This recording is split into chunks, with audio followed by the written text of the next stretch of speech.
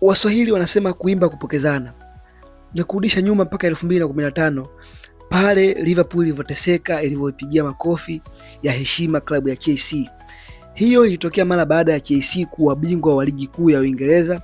Hivyo katika mechi yao ya marudiano ya ligi kuu, Liverpool imelazimika kuwapigia makofi Chelsea, kwa kuwa Chelsea walikuwa mabingwa na Liverpool walilazimika kupiga makofi yao ya heshima. Yani wanasema hiyo makofi ya heshima kwa bingwa wa ligi kuu mpya.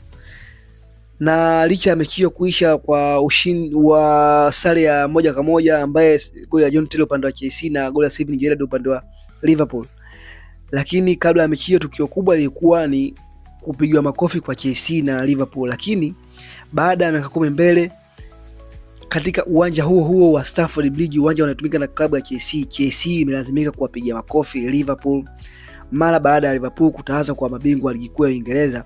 Kwa hiyo mechi yao ya marudiano iliyofanyika leo katika uwanja wa Stamford Bridge, Chelsea wamewapigia makofi kabla ya kuanza mechi hiyo.